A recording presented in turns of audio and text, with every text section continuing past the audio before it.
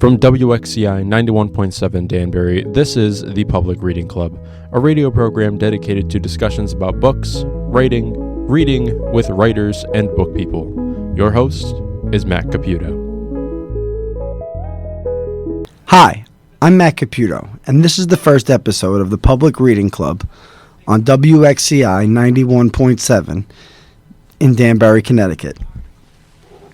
What can I say? I wanted to start a show where we talk about books, writing, reading, and book people, essentially.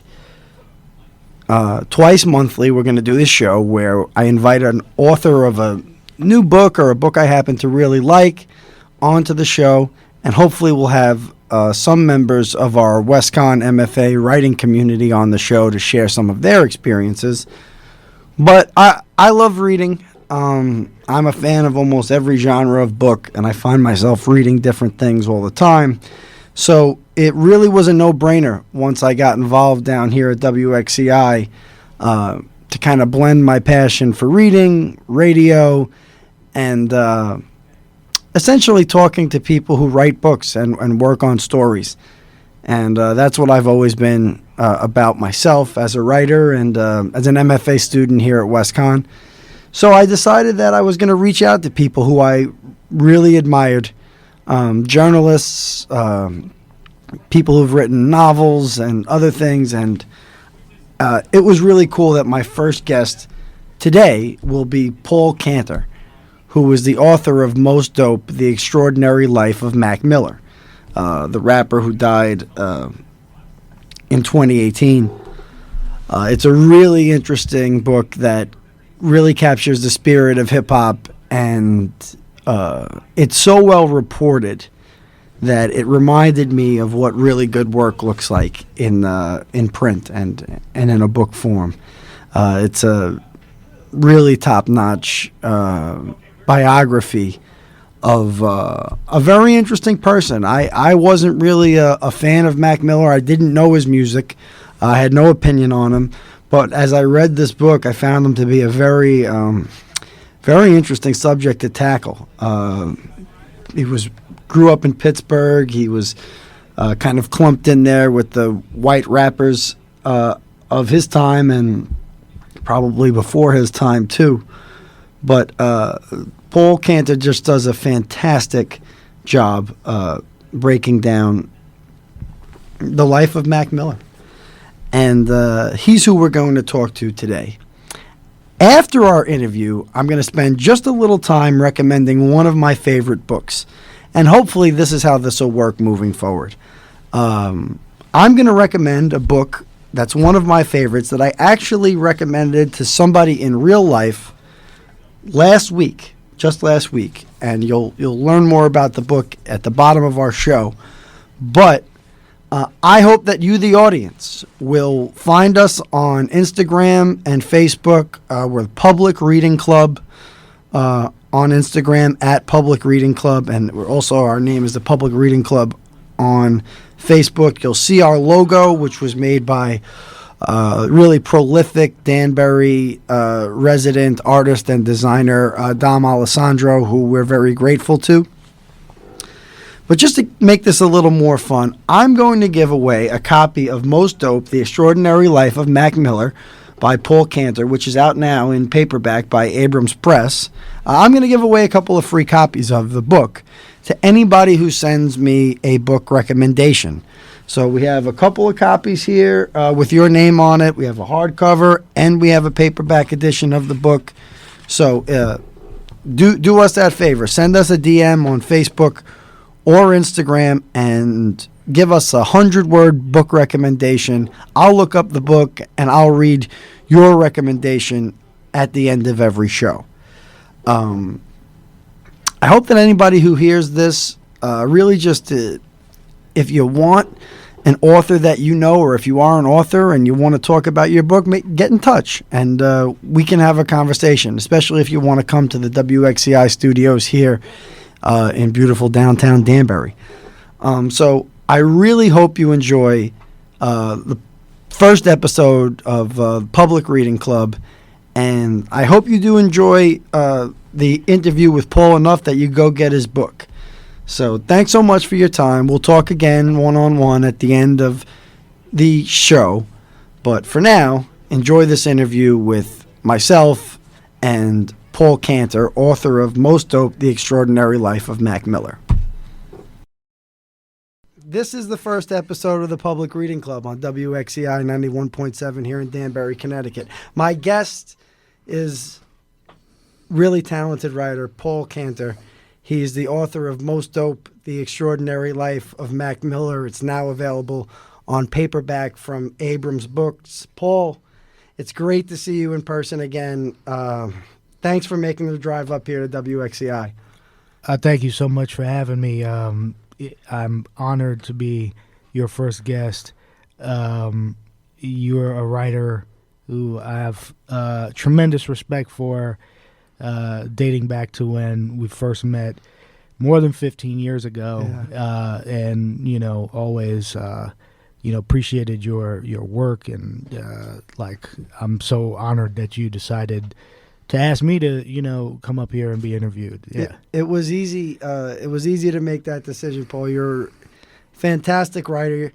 And recently, the book came back out on paperback. It was January 24th, I think.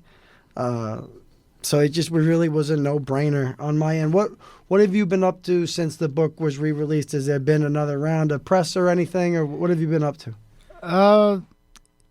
Not much, to be honest. I wish I could say that there was like a rush of, renewed interest, and there kind of was, but like in terms of redoing press and things like that, it wasn't like there was that much to do. I actually sometimes described a process of doing this book like having an alien life form inside of me, right? And it was inside of me for like 3 or 4 years. And then after the book came out, I could slowly feel the alien life form leaving me. It wasn't until around the summer that the alien was like kind of out of me, and I could start to like really begin thinking about other things. So the paperback coming out, like it was amazing. And it was kind of new for me because it's like my first book, and there is a little bit of a process to these things. I have some friends who've done multiple books, and they, I don't know. I'm just like not affected by any of this. Even when the book came out, I kind of was just like, oh, okay, like the book is out, like that's cool, I don't know. I just have a different. After you have a kid, like everything is like kind of small potatoes. It's like, oh wow, like just doesn't really hold a candle to like welcoming life. So even though this was a thing that I brought into the world, I still like I don't know. I just have like mixed views on all of it. Yeah. Jeez. Well, listen. I mean, that's probably not a tidy or politically correct answer, but this is not a totally politically correct show. I gotta just be honest. Wide open. I gotta just be honest about how it feels. Yeah. So, Paul, just to bring our listeners up to speed, Paul's book is about Mac Miller, the rapper who died in September of 2018 at 26 years old. He was kind of like a bolt of lightning, I guess you'd say. He had a very quick rise to prominence and celebrity, and very kind of troublesome decline and fate ultimately. Why don't you bring our listeners up to speed on who Mac Miller was in your own words? Well, I mean, first and foremost, I think he was a really dynamic and interesting musician who lived a pretty passionate life. He was a guy who, put his heart into what he was doing, kind of really bled for what he created. And that was an aspect of his life and in his career that I identified with a lot. He was a little more self-destructive than I probably have been, but I could see in him certain like personality traits and characteristics like that I was like a piece with, if that makes sense. Yeah. And he got famous pretty quickly. I was around for some of that, not personally, like where I was in his circle, but knew people that he was close with. I talk in the book about being one of the earliest people to be sent some of his music for opinions on what I thought. As back then, I was considered a tastemaker, so to speak, working at different magazines and such. As you were as well. Yes, I was about to say, we go back a very long way, Paul and I, to a world that no longer exists, the magazine industry. So we both kind of, ascended from the college ranks, if you will, and we landed at Harris Publications, which was the publisher of a lot of mainstream consumer magazines, kind of mainstream. WXCI magazine, which is a big hip-hop magazine, Slam magazine.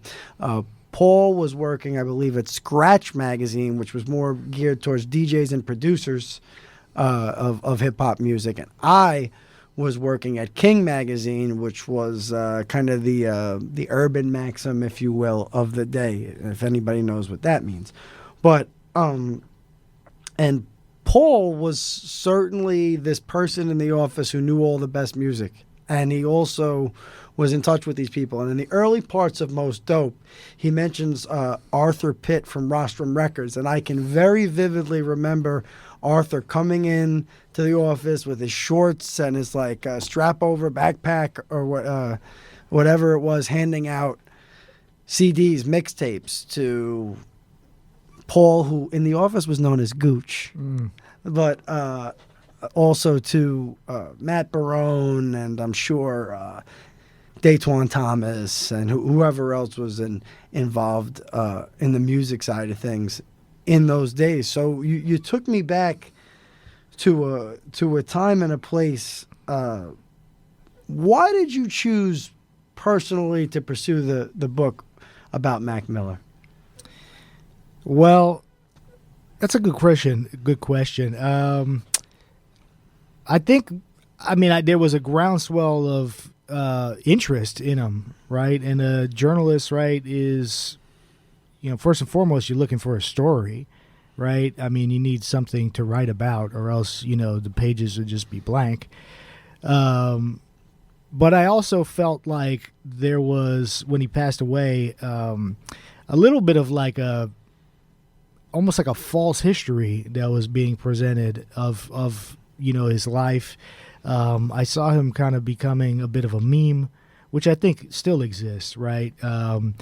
He kind of got painted with the tragic hero paintbrush. I would see people online sharing the Tiny Desk NPR concert, which has been viewed, I don't know, like 1 billion times or something like that now on YouTube. And this sort of quote unquote sad Mac thing, became the image of him, partially I think because of the way he passed away. When in reality, I kind of remembered him being, a lot different than that. Sort of high energy, very fun loving, and enthusiastic and ambitious, and just like a tremendous force, in the early days. And then no doubt there was a period where, he had some personal struggles and kind of quieted down a little bit, and his disposition changed. But actually felt, just as a listener, that is, the art he was making was quite fascinating and really dope, and to me, I don't really have much of a, I don't have that much of a personal bias or favoritism for anyone or anything. I really just only good or bad music, hit records or it's not hit record, I pretty much am just like that, So with him, there were periods of his career where I really liked what he was making. There were periods where I might have not been paying as much attention because the music wasn't grabbing me as much. but I actually felt his last album was like, it hit me like in the chest, you know. I remember hearing it and I was like, whoa, this is like really, you know, some of the better music I've heard recently.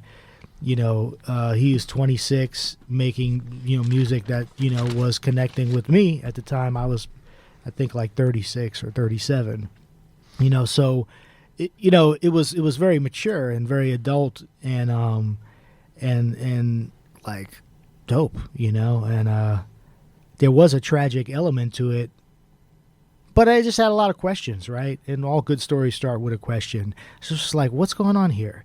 You know, I remember initially a friend of mine texted me. I remember exactly where I was. I was sitting in the Malibu Diner in Manhattan on 23rd Street and 7th Avenue. I was sitting eating like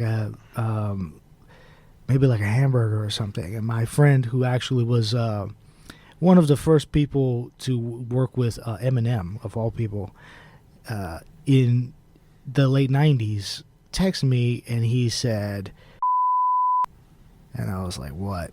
And he's like, Mac Miller died. And I was like, what? Wow. You know, and you know, there was a strange bit of like sub story to the fact that like somebody who was probably 10 years older than me, right, who was involved with another influential white rapper, you know, if you want to just, you know, bring it to that level, had this like base level of interest and connection and actual sorrow over the passing of somebody who was like 20 years younger than him. So it was like, oh wow, you know, that's interesting. And then I remember just feeling a bit personally like, you know, like, wow, you know, that's really, you know, sad. And my initial thought was, did he you know, commit an act of self-harm, right?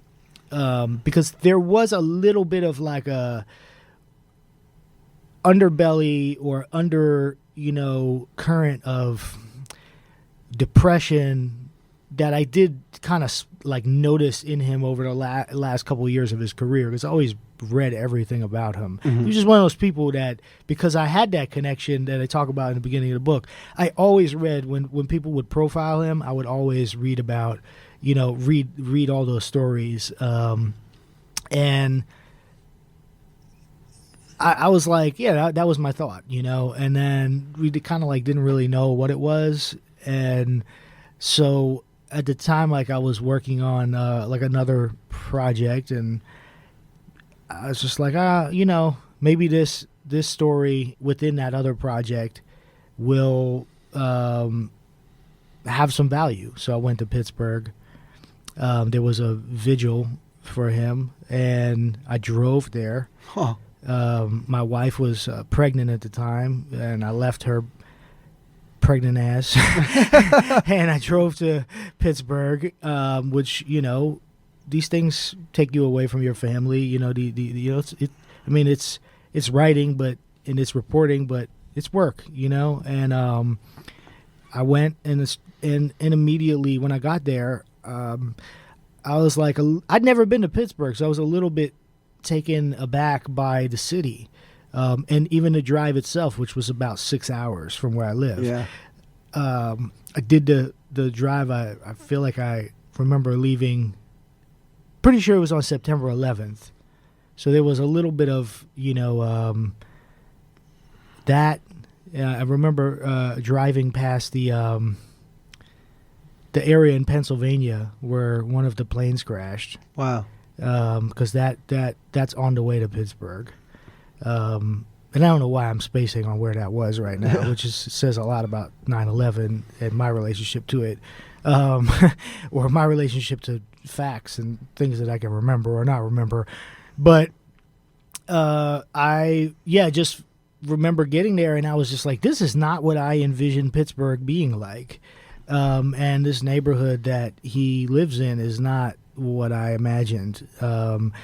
You know, I'd always heard that he was, like, early on in his career, there was a lot of stuff about him being like a rich kid, and I was like, maybe that's valid, right? But he had done a lot to like walk that back, right?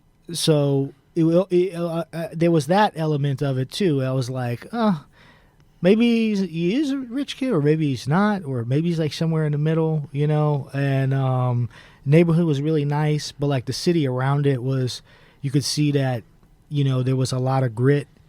And the area that he grew up in was like not the suburbs.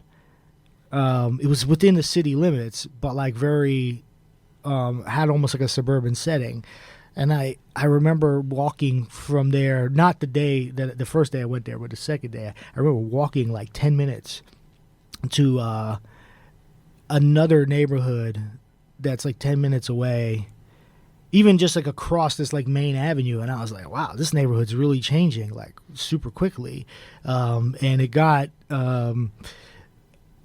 I don't want to say more interesting but it just was, it was different. It was because everything is interesting. I mean, his neighborhood was interesting, but this other neighborhood was also interesting in a different way, in terms of like the people that were in it, in the stores, and the sense that of your personal feeling as you're walking down the block, right? And you know, I think as a writer, you're kind of like sensitive to that. So that really was like how it started. Started interviewing people there. Might have interviewed like 5 or 6 people, maybe even more than that. Those first couple of days I was there, I came back. I looked at the material. I was like, "Well, this looks like the start of something," and that's how I started on it.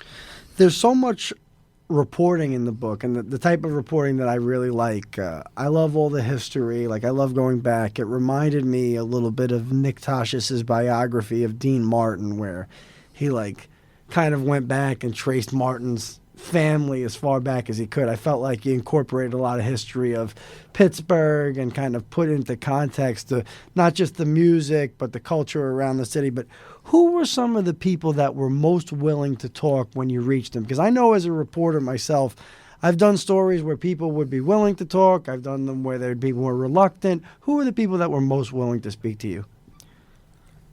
Well, I'm going to tell you in 1 second, but at first I have to actually say that book you just mentioned actually was a huge influence on this book. So, he's my favorite writer. So the fact that you could actually even pick that up, you know. I saw what you were doing there, pal. Yeah. But it's crazy because I've at times maybe mentioned Nick Tosches and that book to people, and you know, they kind of like don't know the book, right? Even though that's a classic book. He's a very, very underappreciated writer, to say the least. Yeah, no, for sure, and very, very niche. Like, it's only a certain type of person that's going to be into that stuff because it's pretty literary. Oh, yeah. You know, and incredibly literary. Yeah. And it was a little bit of a push and pull, you know, with regard to that, you know, to how literary to make it. And I could touch on that, you know, but at first I want to answer your question. People were actually pretty open to talking. I really didn't have too many issues with interviewing anybody. There might have been a few celebrities and famous people who declined to be a part of it, just because of some of the politics, you know, around the book, that had nothing to do with me. But, you know, very specifically, I could say like Pharrell, right? Who, you know, you'd be lucky to even get an answer, you know, from his side about this, right? The fact that they even responded to me and told me we would do it if not but for this, you know, like, was cool. You know what I'm saying? I was grateful that, like, I was even respected enough that somebody could decline me like that.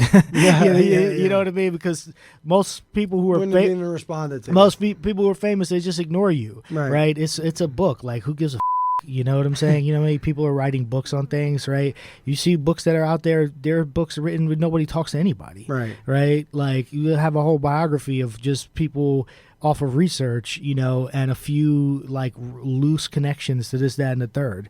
You know, this book, there are people interviewed in it here who literally live with this guy, you know what I'm saying, who are his roommates, you know, his crew, best friends, at different times of his life, people who spoke to him, in the days leading up to his, passing. The last person he even produced a record for, right? He talks in the book at one point about like, I can speak through my producing for other people, right? Like that's actually how I can express myself. So I can do things that I can't say in my rhymes and shit like that because, there's too much of an eye on me as a rapper, but I can talk through somebody else. So in this book, you have literally the last record he produced is described in detail, right? How he worked with this kid Bill, who was one of his close friends from childhood, and the record that they made together. And that's like, I don't know, like 2 weeks before he died. You know what I'm saying? So, it wasn't, frankly, it wasn't that hard. It was, those things, I think it was a little bit, the difficulty was that it was a little bit more of, when you come out of some of what we come out of, which is what I would like to call like celebrity journalism, sure. Right? There's a little bit of hand-holding, right? You have publicists involved. You have just a lot of vested interest, right, in what's going on. Tends to puff the piece off sometimes. Yes, right. You know the record labels involved, or the movie studio, or the sports team, right? And so you, as the writer, are carrying a lot of the added weight of the person that you're reporting on, and it, like you said, you can get puffed up, or it can be something that isn't exactly accurate. Like just because you can't destroy these people, you know. I mean, you could. There's cooperation involved. Yeah. This was more like reporting in the wake of like a tragic event that hit a small group of people who were representative of like a large group of people, and then kind of like working my way, with some of those, through and around and with some of those people, to establish a degree of trust that they knew that I wasn't gonna this up, and that I had everyone's best interests at heart, most importantly his, right? Because there is a tendency when a person passes away in a tragic way, in fact, like I'm looking at this thing with John Belushi right in front of me, which is this Animal House thing. Yeah, Animal House poster here in the WXCI studios. And it's what's his name? Who wrote, Deep Throat. I'm spacing on his name, and did the Trump book and all that. Bob Woodward, yes, wrote this. I think it's Bob Woodward that I'm thinking of. He wrote a biography of John Belushi, and it was like a year or two after he passed away that it got published, and it's a pretty damning portrait of him that explores basically his life of addiction and so on and so forth, and really colored so much of who John Belushi is now. So you get tempted to do that, like I kind of, because I didn't work at a tabloid and I didn't work at work at the New York Times. I was an independent journalist who freelanced for all these different places. I had a lot of different influences in what I was doing, but the most important influence was who I am as a person, and just like the way I would interact with people and the type of story that I would like to tell. I would want to be honest, but this book is actually probably the most accurate representation of the work I can do without anybody else involved. Because there was nobody really involved with this other than me. And then my editor, who was gracious in the fact that she wasn't that heavy-handed. Right. Might have offered a little bit of guidance, but from that day I went to Pittsburgh, through last week when the book came out in paperback, is I'm kind of the engine of all this shit, and the publisher obviously has been helpful with the marketing and stuff like that, and getting the book in the stores and the things that they do. but like, this thing is like, I always say, like, you are the wave, Right. you are the wave, like you make it happen, right? It's the truth. So what people, if this book was successful or unsuccessful, it's on me. It's not like on anybody else. Yeah. Well, that's the thing. And something you mentioned that I want to backtrack to about kind of working independently and writing for a variety of different publications.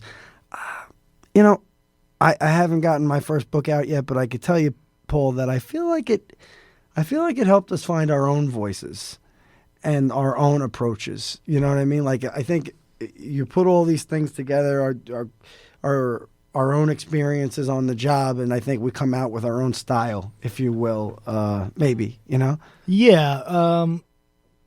I think that, like, in this book, you mentioned Scratch Magazine, for example, Mm-hmm. right?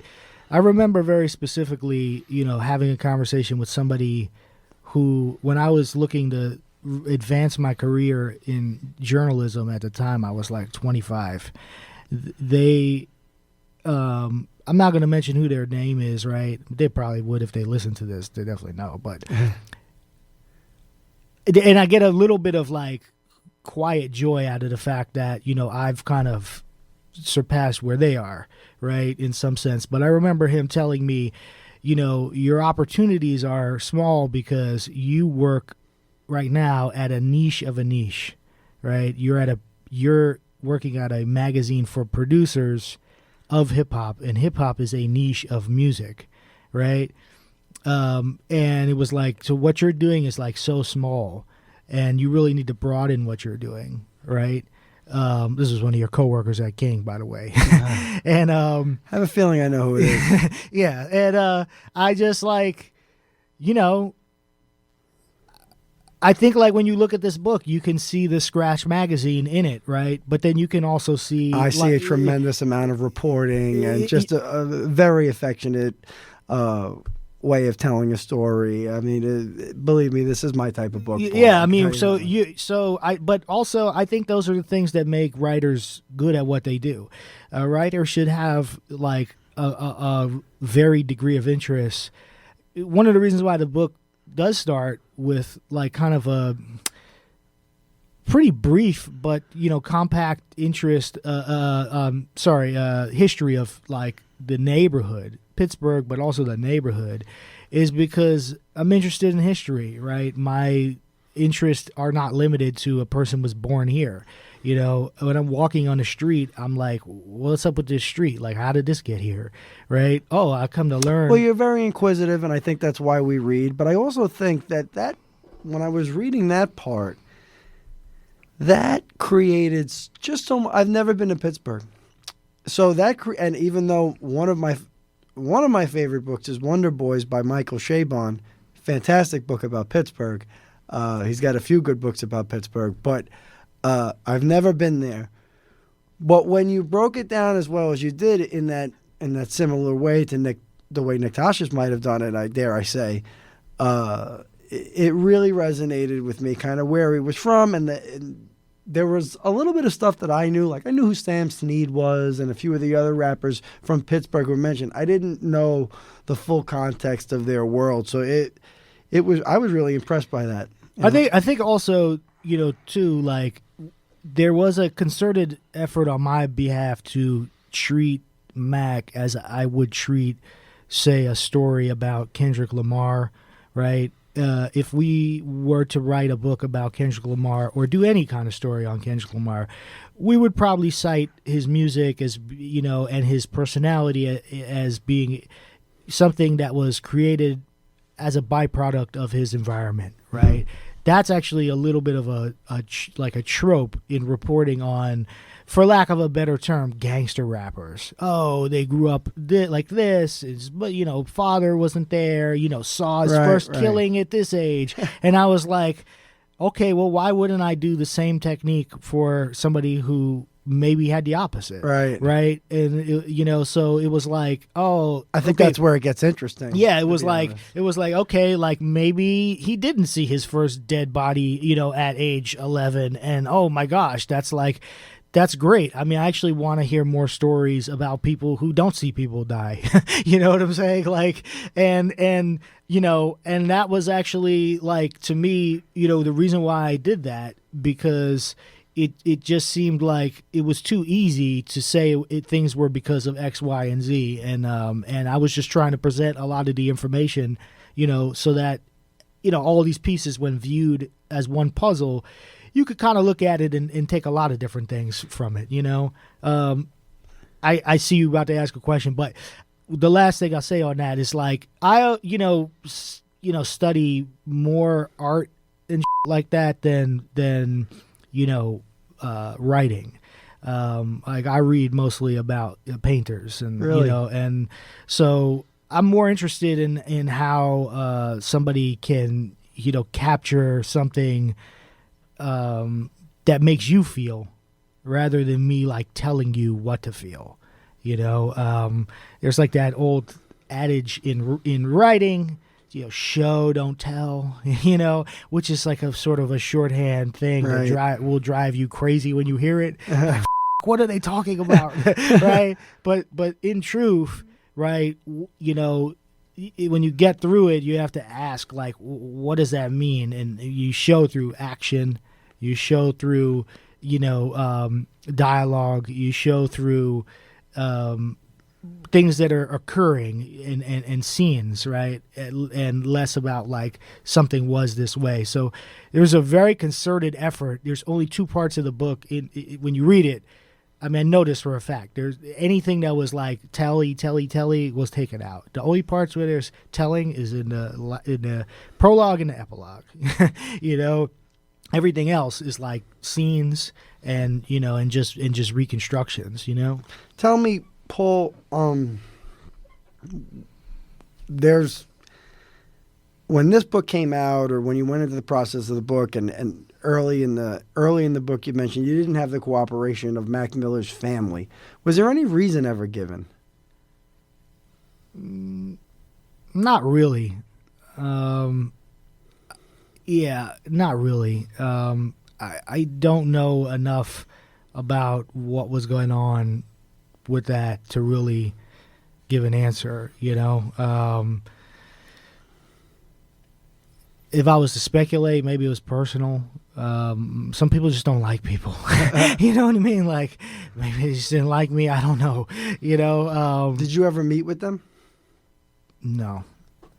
There was definitely some conversations had, between various parties, but they were never that constructive.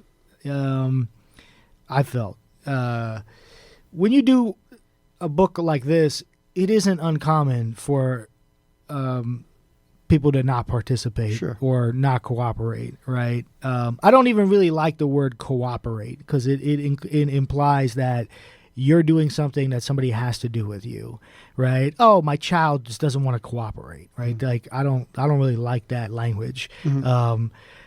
I think, like, I would have loved for them to participate. Would the book have been different if they did? Absolutely. And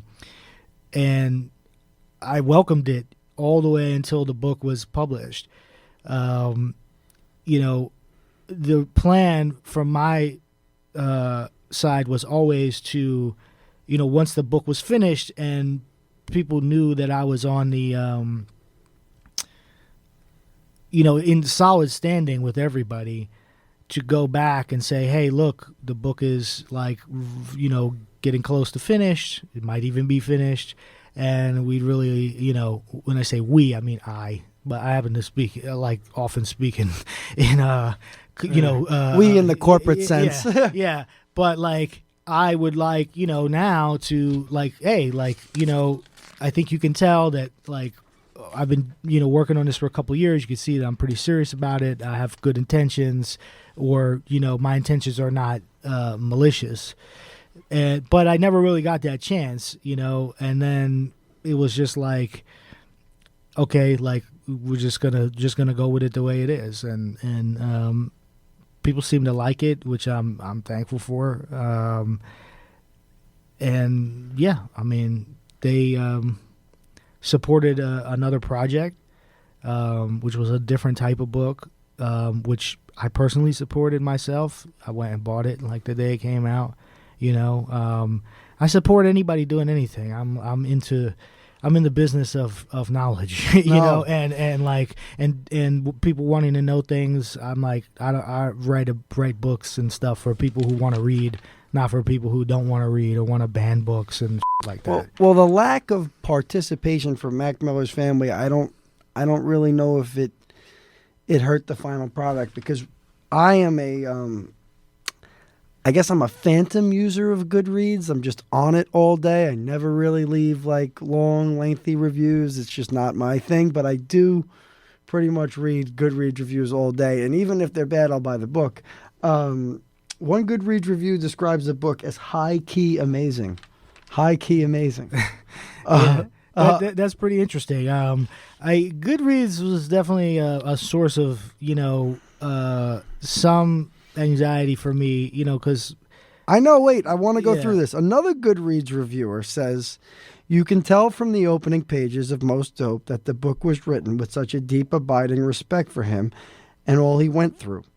And I'm just wondering. There clearly, I don't know what you want to say about it or not, but there clearly seems to be a little bit of a sabotage on the Goodreads page. All of the negative reviews, just in my opinion, I do sound like some crazy sports radio DJ right now, but all of the negative reviews do seem to be a little malicious and kind of misleading. What did you make of that?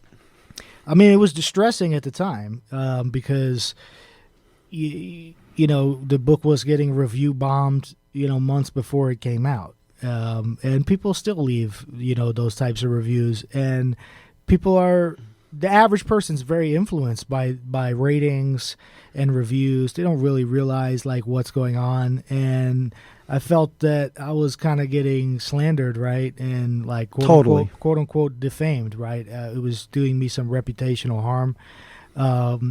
And that was troubling for me, and I was definitely in my head about it for a while. It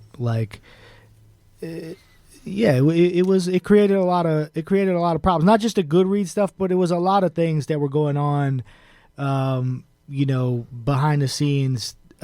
Writing a book in and of itself is just such an emotional, minefield. And it takes so much mental labor to do it. And, with this book, but I think probably all nonfiction books, I only have one under my belt. Hopefully the next time, I'm here or on a radio station that you're doing a show at, I would like to have more books under my belt. But you literally, if there's 100 people interviewed for the book, you have 100 people in your head every time you write a sentence, right? And they're all competing. They're saying, use my quote. I said the best thing. I got the best story. And they're all like, informing every sentence you write, right? And so then you have your own voice, right? And then you have your own life, right? Which is whatever it is, like, whatever you're doing, outside of your work.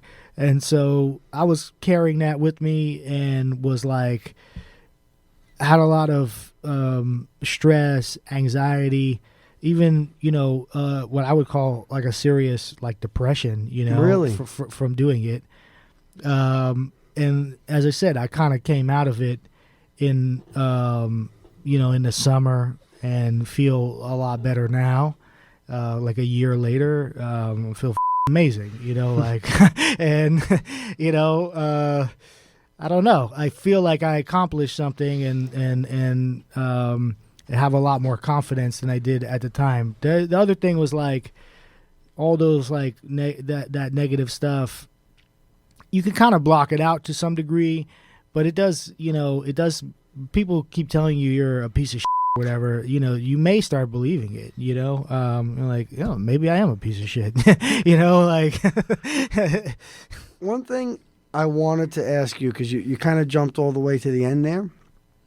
I'm wondering if you could, just for the audience, and we have a lot of people, hopefully we have some listeners that are members of our WestCon Masters of Fine Arts and Creative Writing program listening. Just, Paul, if you can, step by step, wondering if you could walk us through your decision to write the book, and then, in turn, how you approach knocking down the nuts and bolts of the project, finding a publisher. Did you have an agent at that time? Just give where you were in your own career and how you had to go about who you had to speak to, sources, etc. Yeah. Well, I already had a publisher for, as I said, I was working on a different project. I already had a book deal for that project. That was its own thing that I spent about a year working on a book proposal for. Anybody who's... Can I take a guess about what it was about? Sure. Was it about kids? No. There's a big chunk in the book about kids, right? Yeah, that would make a good book. Shit, sure, somebody has one, right? Maybe I'll go home and write a book proposal about that right That'd now. That'd be a great idea. Assistant Matt Caputo. Yeah. No, it wasn't. It was it was sort of loosely connected to this this book, and it really wasn't that difficult to switch gears, because what happened was, when I was in Pittsburgh, I'm really big on like writing in the moment. Mm-hmm. I really feel that the unfiltered voice is the best voice. Most of like what we today would call like the gonzo journalism, right, and stuff that we all love. It's all like stream of conscious craziness, right? It's not like this self-edited or even edited by somebody else edited like shit that we associate with journalism now, right? It's this raw emotional voice. So I had published a couple stories before I went to Pittsburgh, like maybe in the year before. I had done a story on this podcaster, Combat Jack, who passed away of cancer. Wow, Combat Jack. And I reported on that all the way until he passed away, and was with him in the hospital like maybe till like 3 hours before he died. Who'd you write that for? That was for Vulture. And that story was collaborative, me and him working on it. We didn't have anybody involved with it. It wasn't like I dealt with an editor before we started working on it. We just said, hey, like, let's just like do this thing and like figure out what is going to happen as it happens. So I just kind of was reporting on it and didn't even have anybody in line to publish it. I pitched it to two places, the New York Times and Vulture. The New York Times didn't. I don't know that they weren't interested, but they didn't want it at that time. And then Vulture was into it. And then I did a story on J. Cole. And that too, we didn't have a publisher or anybody. That was totally collaborative. I knew Cole personally. I had probably asked him about 2 years before that if he would be interested in me doing a story on him, and like, maybe we could do that. And because we were hanging out a little bit socially, not like overly so, it wasn't like we were going to movies, but we would like hang, here and there.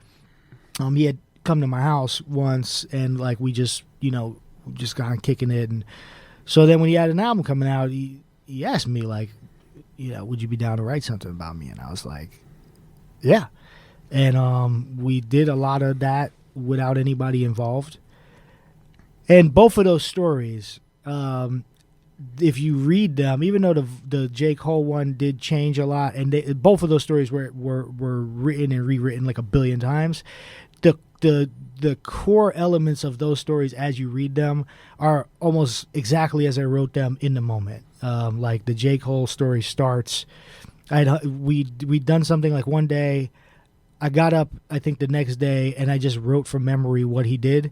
And that's like half the story, right? Yeah. You know what I mean? And everything he said, all his quotes, they weren't like off of like a tape recorder. They were just me like remembering what he said, right? And they read amazing because of that, right? Just because I'm not like, it's like, yeah, I know like he said that, right? And then I would kind of just go back and check to make sure that I wasn't like making shit up, right? Because I was recording it, and I was like, oh yeah, he did say that. Like he said it exactly like that. Like I had just gotten really pretty good at, you know, remembering what people were saying.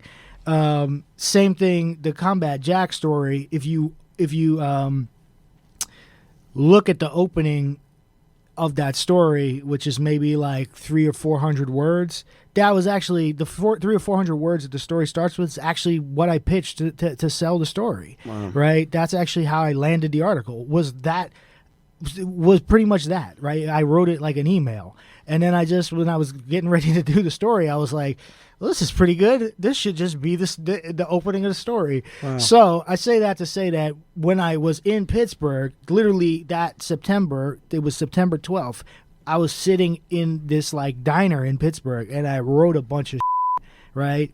And I wrote based on whatever interviews I had done the day before. So and so said this, so and so said that, and based on that, I was like, there is a book here. Right, I looked at that writing, which was in a black and white notebook, right, and I had my assistant. I gave him the exercise too. I said, we're gonna sit here and you write whatever the hell you want about what we're doing here, and he wrote something really interesting, and I wrote it, you know, something interesting, and then we sat there and we like compared notes, you know, and I was like, what do you think of this? And he was like, oh, that's pretty good.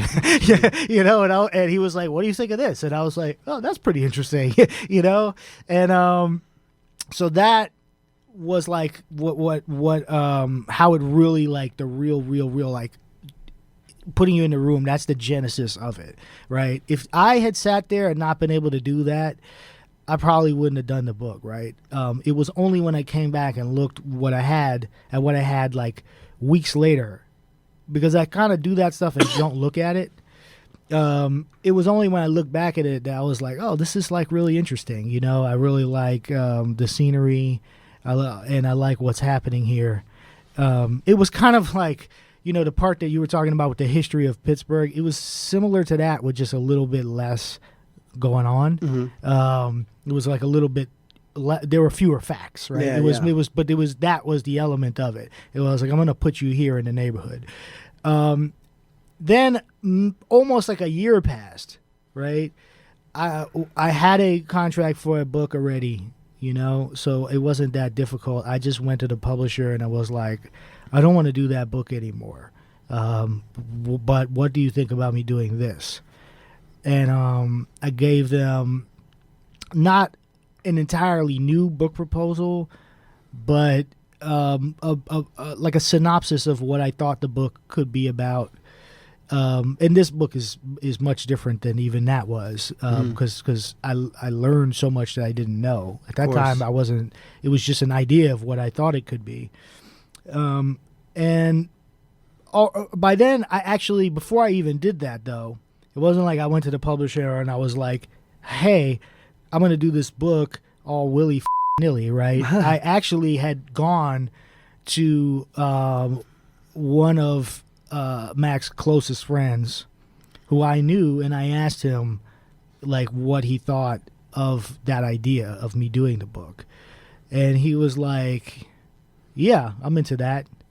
You know, it's still early, you know, and it's pretty raw, but I'm in favor of that, you know, and I think he would be as well. Like, if anybody, I remember his exact words were, if anybody was to do this, you know, it would be you. And I was like, okay, hung up. And then I had another conversation with one other close friend, and he said something similar, right? So then based on that, I was like, okay, like I felt like a little more comfortable with the idea of doing it. I still wasn't like 100% sure, you know, but, and then that's kind of how it started, yeah. A question I wanted to clarify for maybe the audience is, how many times had you written about Mac Miller prior to deciding to do the book? I'd written about him maybe 2 or 3 times. Did you hold on to the tapes? Were the tapes anything worth Well, anything? I'd actually never interviewed him personally. Uh-huh. I definitely met him, and even that, the meeting part of it, I didn't really put in the book. I had some personal interaction with him. That it wasn't like we were friends, but we had some personal interaction to the degree that, frankly, he wasn't in the best of shape when we interacted once. Wow. And Where was it? It was he was having a release party for, I think it was Blue Slide Park, and yeah, he was pretty drunk and pretty out of it.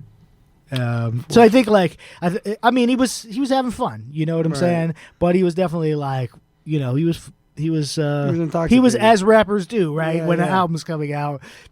But it's funny because when people try to push back on this narrative of he wasn't I'm like, yeah, all right. There were so many stories that didn't make it into this book. There were other writers I knew who would give me stories about doing cocaine with him and different things. Oh, we were here. We did X, Y, and Z. Now, these weren't on the record things, right? This was just interactions. There were some stories from this that didn't go into the book necessarily that I think were important, but were somewhat difficult to verify because they were a little bit I don't want to say they were hearsay exactly. They felt like they were truthful, but they were hard to pin down because it was a secondary person coming to me to say, so-and-so told me they were doing cocaine with him on this day. And I was like, well, that doesn't feel like something I can really, with, extreme confidence report on. It makes for a good book, right? But it just felt a little irresponsible personally. Right. And I didn't want to...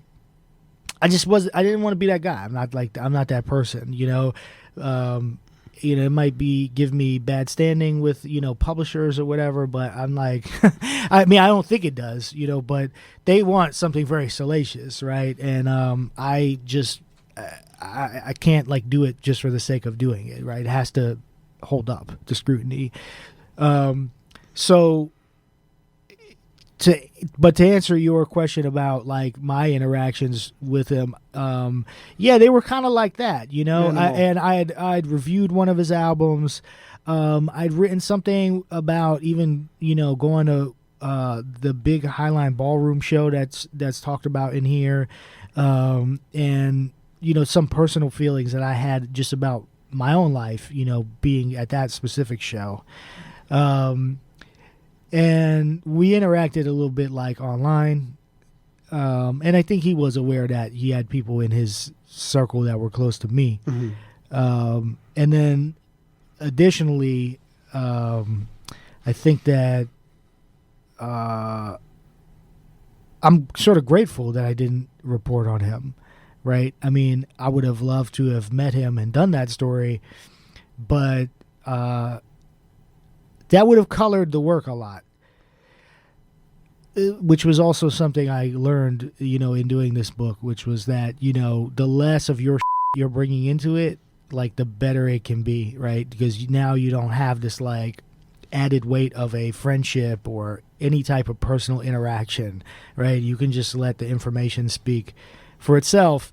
And it made me a much stronger storyteller and grew my confidence in my ability to pretty much go in and do any story on literally anything. No, I can relate to that feeling. And what I wanted to ask you is a great segue into a question I had is,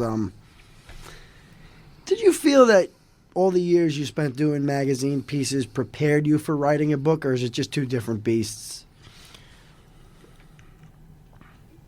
Yeah, I would say so. I think that what I learned from magazine writing was a formula for doing magazine writing. I knew that there were certain types of things that I had to kind of get into a piece to make a piece work or make it make sense. And I think some of that was constructive, and then I think also I had to like unlearn a lot. I'm grateful, like, as I'm sure you are now at this stage of your life, to have had those experiences, but you have to like kind of know the rules in order to break them. Yeah. Right. And like it, honestly, if I was to do another book, I probably wouldn't do it like this, right? Like this was an exercise in doing something that, you know, I was trying to do X, Y, and Z, hopefully accomplish that. But I think, you know, there is a certain, you know, element that I want to do my next thing with that's a little different, and I'll probably take a different approach, right? This book, you know, at the end of the day, right, you know, even though I am the author of it, right, when you're telling somebody else's story, you know, you don't put your, you know, so much of you into it, even in the style that it's written. You know, this doesn't have necessarily like my like style of like writing all over it. You know, I actually write personally a lot different than this, but I could imagine that being the case, and to be honest, I actually thought that a few times while I was reading. Yeah, like my, you know, personal, you know, style of writing is a little different than this, but this, you know, it was tooled a certain way, you know, because at the end of the day, it's for a reader. It's right? a specific project. Yeah, you know. it's very specific. And, you know, like there's not a lot of like necessarily my voice in it, right? You don't hear me injecting like how I feel about anything really. I try to use, you know, the reporting to tell the story. If it wasn't in the reporting, it wasn't like I wouldn't do it. There's an earlier draft of the book that is a much more unrestrained, you know, draft that is like more in the like thing that I would like personally do, you know, but that is the thing that's in my you know, it's in my documents folder on my computer because, you know, it's like a musician who, you know, is just improvising, right? It's like, do you really want to see me noodling for, you know, 7 pages, or do you just want to get to the point? You know what I'm saying? we mentioned Nick Tosh's great book, Dino, the biography of Dean Martin. It's Living High in the Dirty Business of Dreams, I think is the tagline of that book. Paul, what were other books that inspired you when writing this one?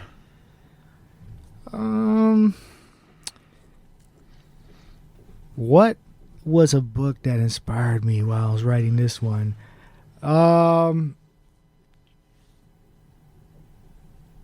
Yeah, not that much nonfiction, really. I can believe that. Yeah, I'm sure a lot of kids have read the book like Siddhartha, right? Sure. That's a famous book, Herman Hesse.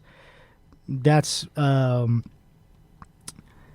that was a pretty big influence, even though it's pretty difficult to see it, right? Because that book is about a boy going on a journey of discovery, right? You know, and it's not that far apart in trying to capture this kid's life. Yeah, I mean,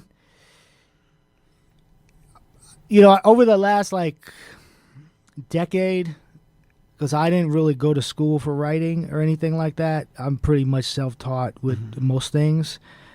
I had to like personally educate myself on how to tell a story and storytelling as a concept. And like I said, unlearn a lot of things that I learned in like journalism school, which I mean, I do have formal training for, I'm a CUNY graduate and all that. But I had to like kind of become a better storyteller. And I did that by reading a lot of journalism and seeing where it fell short and like where I thought it could be better. And reading a lot of, a lot of novels and stuff like that. But like, I hate hate the people citing the hero's journey and all that bullshit, which is such it's just a placeholder for something people can't explain. Yeah. Because there's so many elements of the hero's journey that when you're doing a nonfiction book that don't really connect, Right. and you can't just make them up, right? It's not like you can just be like, this is his moment of crisis, and you like, if it didn't happen, you can't just say it happened, right? So you can't use it as a like a perfect stand-in, but there is a little bit of a journey, and that's kind of what I was trying to do.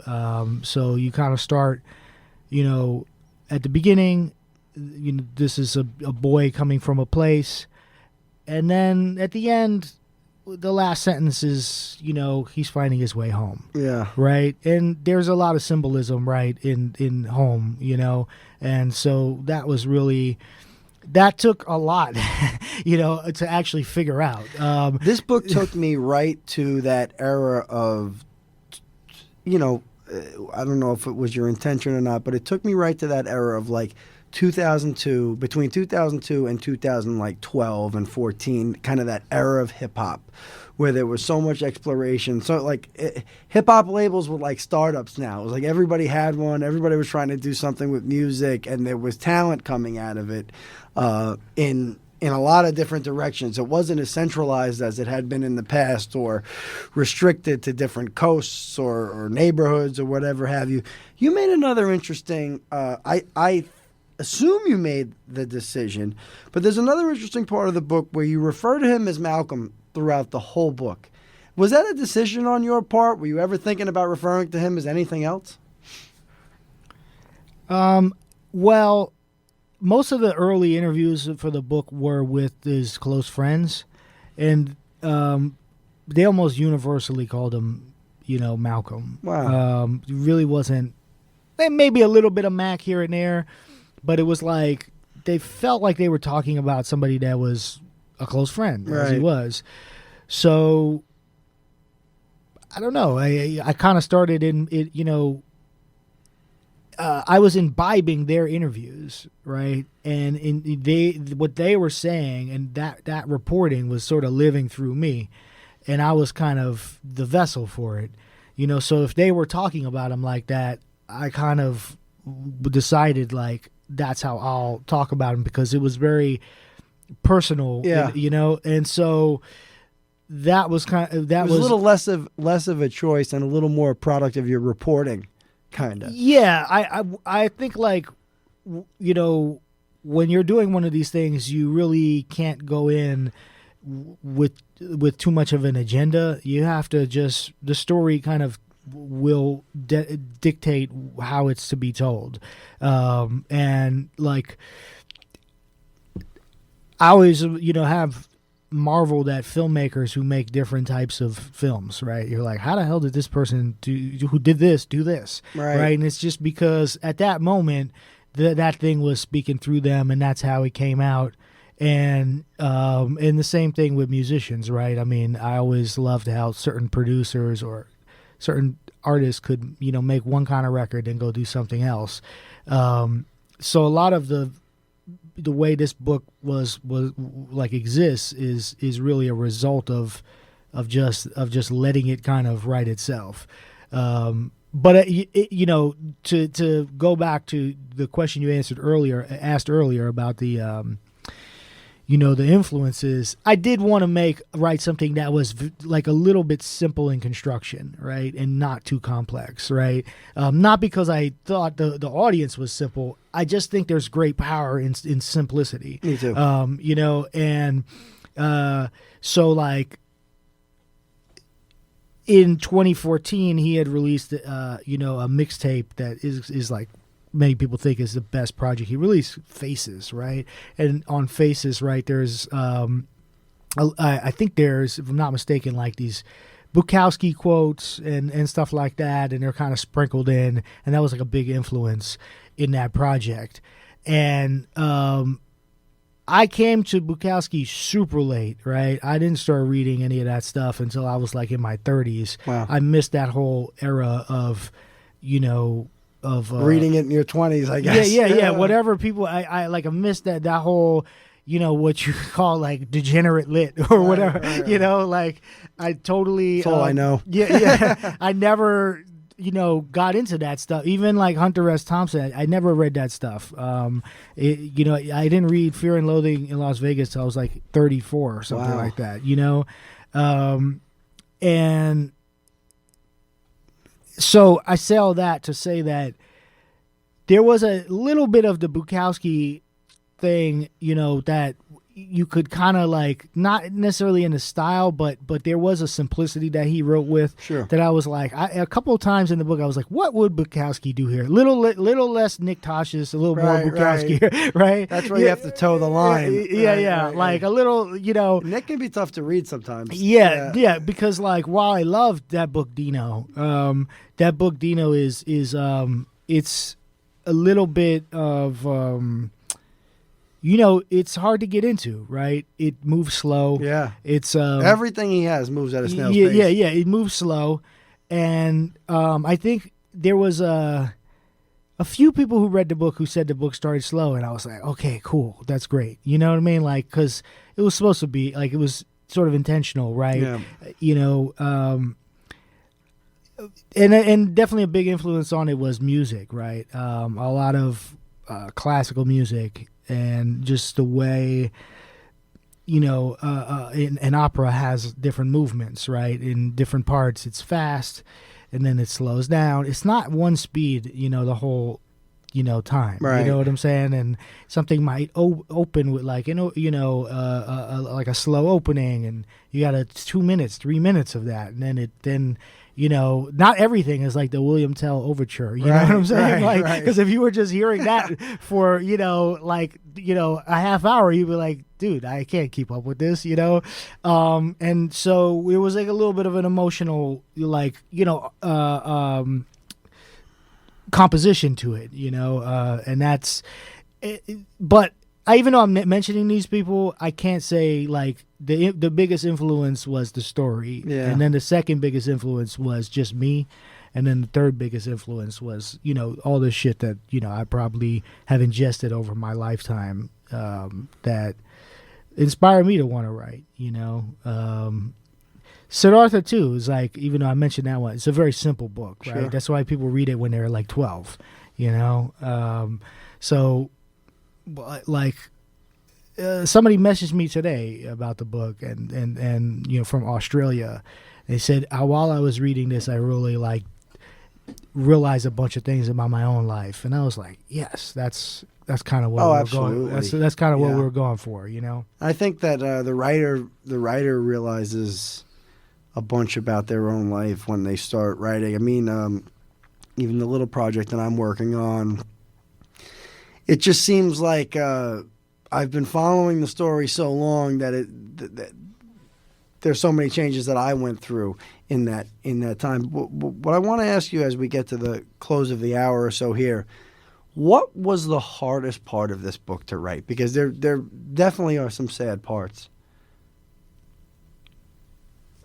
The hardest part to write was the epilogue.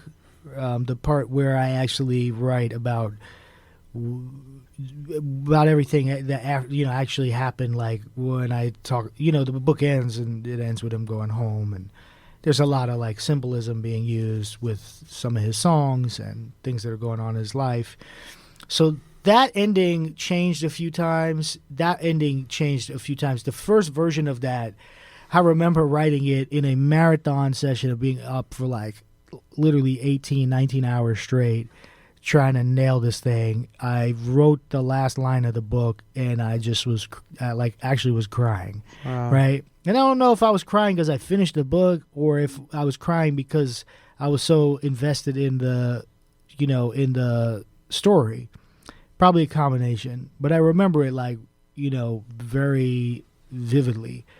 And then I emailed it off to my editor, and I went upstairs and I like went to sleep for like 2 days or something like that, you know. Maybe not, you know, because I have a kid and I'm sure she woke me up like an hour later. But then writing the epilogue, when, you know, there was an epilogue that was much simpler, and it was just like, on this day, you know, he died and blah, blah, blah. And it had like no details. And it was extremely powerful the way it was written. Like, it was emotionally strong. The emotional strength of it was like, you could not with it. Like, everybody who read this, from my agent to the editors to the publishing company, they were all like, this ending is insane. They're like, you know, everybody was like in tears over this thing, right?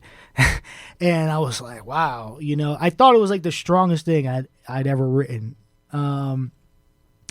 But I realized there were some things, even though it was strong, that were like, they were kind of like missing, right. You know? And so I started adding things to it, you know, that were kind of like build it up a little bit, and it kind of changed a little bit.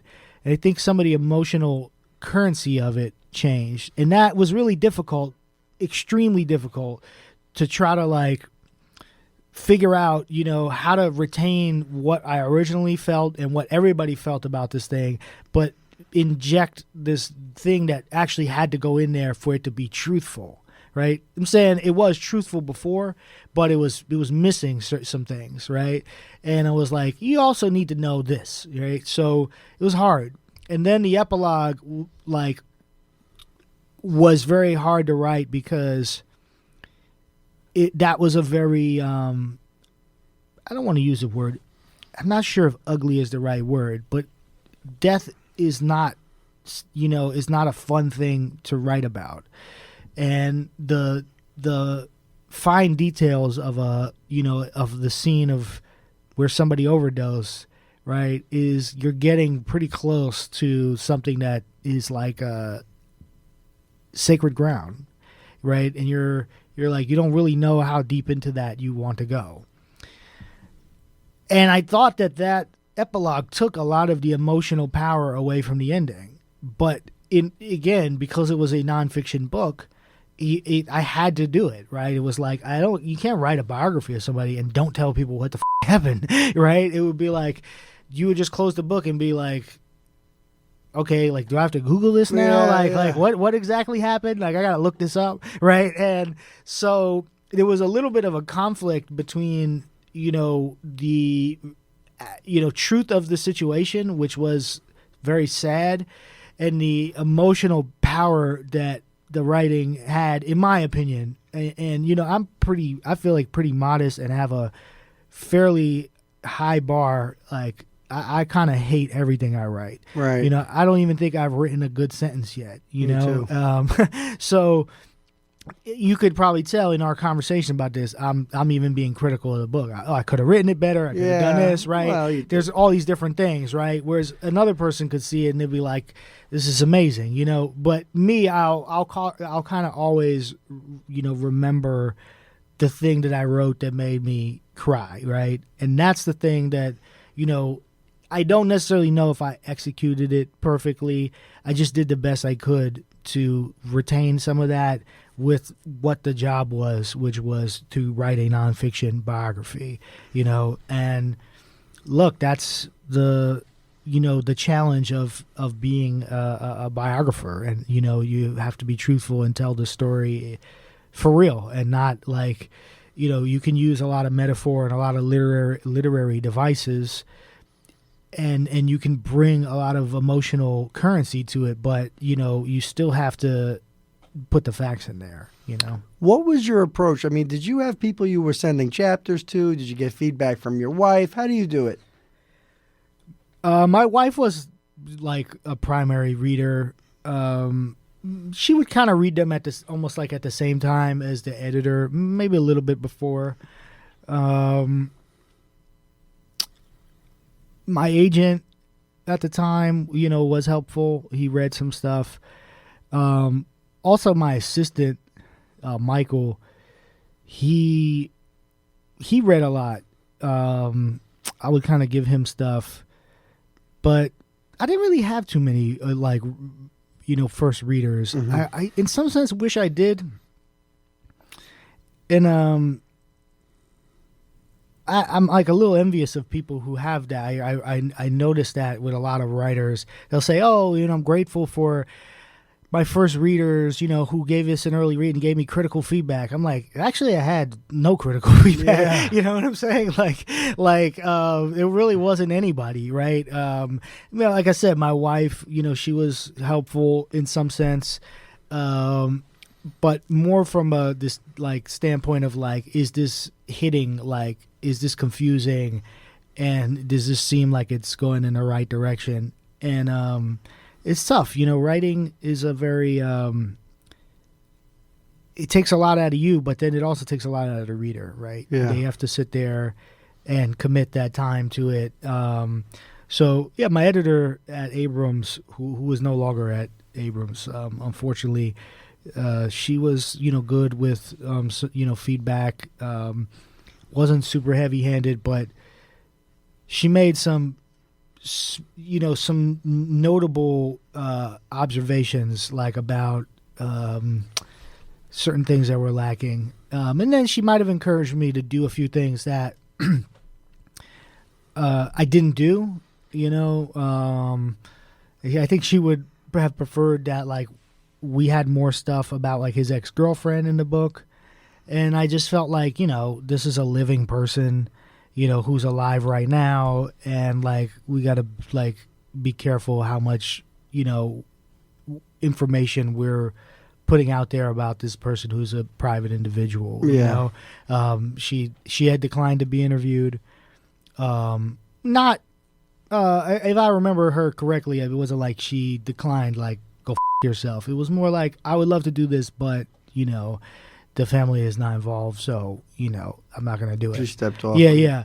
Now, had she done that, when there was a couple other romantic people who, like from his life that relationships, had a similar point of view on it, and I understood that, but yeah, it was a little bit of a push and pull of like trying to figure out how much of that to disclose. Also because some of that information was like public. It was like online, right? Nowadays you can comb through people's social media.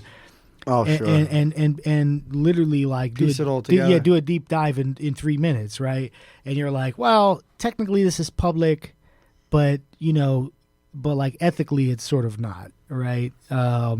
It's like, yeah, you know what I mean? Like, it's a little bit of a fine line between, how much of that you're gonna, really put out there. Yeah. Like, you mean of stuff you found on Instagram or stuff like that, or? Well, like real specifically, his ex-girlfriend had a blog, right? And she detailed the relationship in a lot of, blog posts, through pictures and a variety of personal musings, as basically first-person essays, as people tend to do when they have a Tumblr or a blog or whatever, right? Maybe she wouldn't name him, but you knew that she was talking about him. You could write a whole book based on that, right? Yeah. And in a different time with different people, there are tons of biographies written about celebrities who, through their love letters and stuff like that, the literary world is filled with these things. Sure. But I felt that, these things were shared in fun and in the self-confessional way that without filter that people do online. If you knew that it was going to be repurposed, in a book, and under the guise of the First Amendment, right, and you basically making private information public, you maybe would think twice about it, right? So I was just like, I think it's in our best judgment to just leave that alone, right? We can write around those blog posts, we could like talk about them, right, and acknowledge that they existed, and point to the fact of what they might be talking about, but let's not quote them en masse, and let's not really like put it so far out there. Interesting. Because you have a lot of liberty, through fair use and things like that to use that stuff, right? I mean, if a person's on Instagram, you can take an Instagram caption and just put in a book. Like, it's basically usable. Now, some people will, clamp down on that because they don't want to, have issues over it. When I say people, I mean publishing companies, but yeah, you do have a lot of liberty. I kind of just wanted to be a little on the, like in good faith, just be like, I'll just leave that stuff alone. I didn't want to read more into it than, there was. And like I said, it was stuff that was just put online. But you see that in the news every day. A person posts something on, like, literally the New York Post, my favorite publication. The New York Post is like, such and such seems to confirm that, Taylor Swift seems to confirm that she hates Jennifer Lopez. With some Instagram post made 30 seconds after such, and you're like, how the hell could you deduce that? Even if it does scan as true, it's kind of like, really? Tell us, before we let you go, Paul, tell us what you're working on now. What might be next? Just writing, a lot of writing.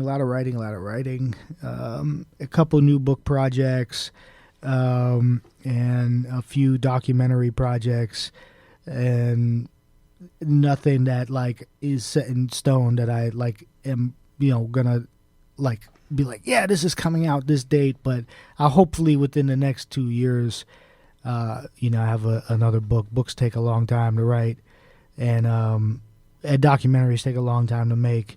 But yeah, I'm hustling, just looking for the next thing. Are you still doing any kind of like magazine or online writing? Not as much online stuff anymore. I mean, I'm open to doing it. Yeah. Like all of us.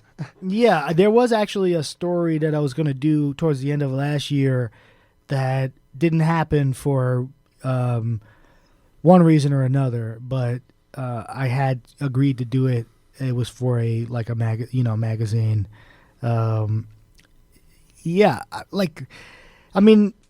As you get older and the scope of your projects change, the ideas that you get, they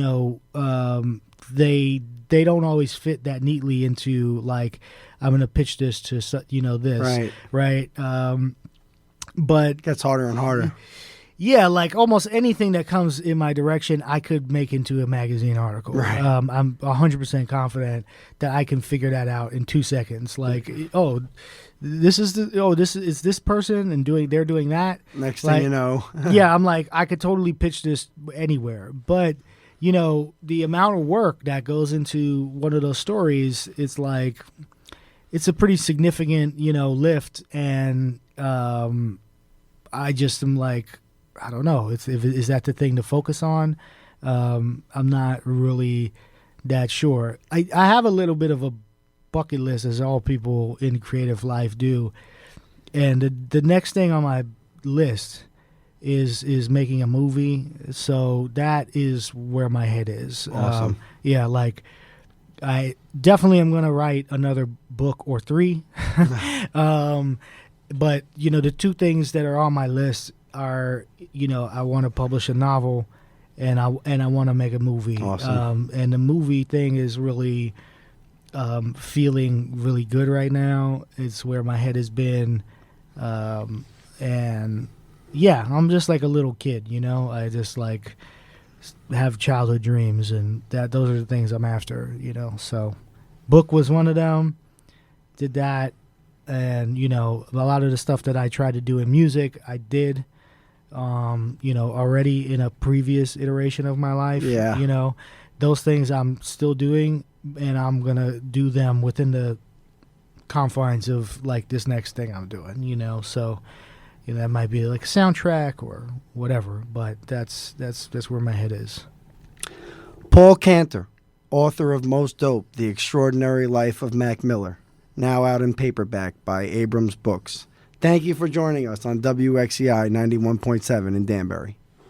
Hey guys, I'm Constance Wu from the movie Crazy Rich Asians, and I love libraries because they help readers from all walks of life access smart, funny, engaging books featuring diverse characters. Promote inclusion in literature by supporting your library. Hello, I'm Emilio Estevez. I wrote and directed my new film, The Public, because I'm passionate about the role of libraries in our communities and in our democracy.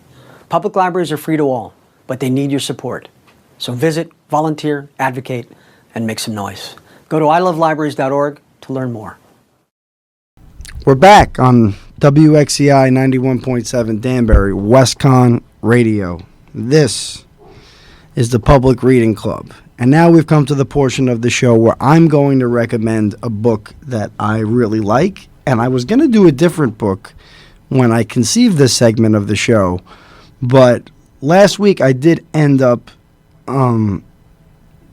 recommending the book I ultimately chose to a friend of mine, the fiance of Danbury Hat-Tricks head coach Lee.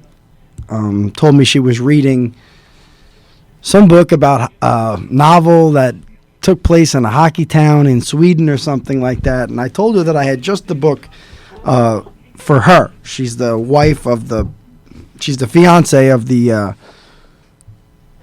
coach of the pro hockey team in town, so I had a great book in mind for her. It's called Zamboni Rodeo, Chasing Dreams from Austin to Albuquerque by Jason Cohen. And it's essentially a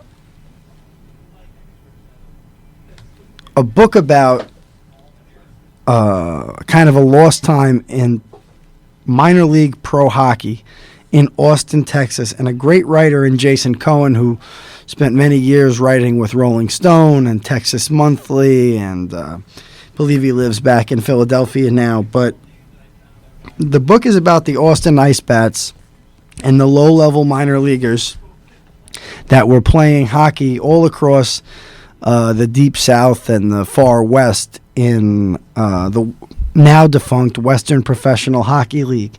And it gave a really raw glimpse into the life of these low-level athletes and their kind of ascension from more or less cast-offs of other higher leagues and guys who would normally be working different jobs. And back in those days, definitely guys coming down from Canada who may have been working in oil and coal type mining situations would come down to the places where you'd never associate with hockey: Waco, Texas; Albuquerque, New Mexico; Austin, Texas; Tupelo, Mississippi; so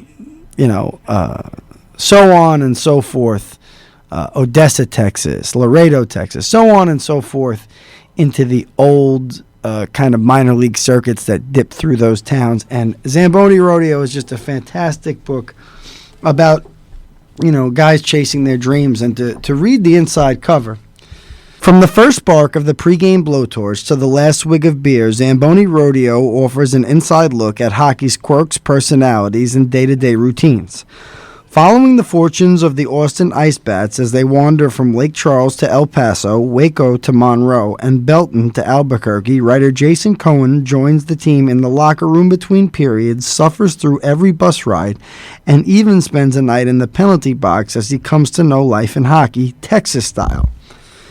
The story of the Ice Bats is much the same as for any minor pro hockey team in any city. It is a tale of living on fast food and Powerade, holding practices in deserted shopping malls, and dealing with slushy ice in subtropical arenas. Though Texas might be the only place where games are called on account of fog inside the arena, and playoff scheduling is determined by when the rodeo leaves town. But the world Zamboni Rodeo uncovers is also a world where people still play for the love of the game, and fans can get themselves a conversation as well as an autograph, no charge.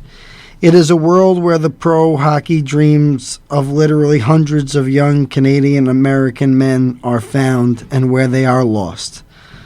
Lively, irreverent, hilarious, and poignant, Zamboni Rodeo will appeal to hockey fans and non-fans alike. It really does. If you're interested in kind of the low end of pro sports and the life of the athletes that are just over that line of professionalism, Zamboni Rodeo, Chasing Hockey Dreams from Austin to Albuquerque by Jason Cohen, it is the book. It's a great inspiration to me over the years, and I think anybody who lives in Danbury would love this book.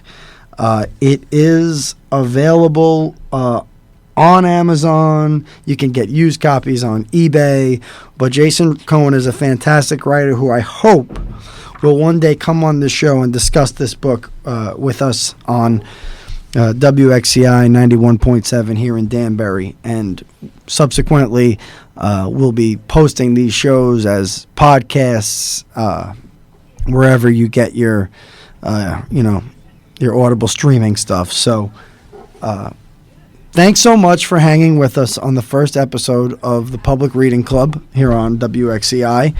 We will be back again soon. Just keep tuned into our Facebook and our Instagram account, but our intentions is to do this show every other Sunday, and I believe it'll be probably the first and third Sunday of every month. So we'll probably be back again around February 19th. But just stay tuned to Instagram and Facebook. Thank you so much. I'm Matt Caputo, and this is the Public Reading Club on WXCI 91.7, signing off. The Public Reading Club is a production of WXCI 91.7 Danbury, hosted by Matt Caputo and produced by Pat Frenette and Matt Caputo.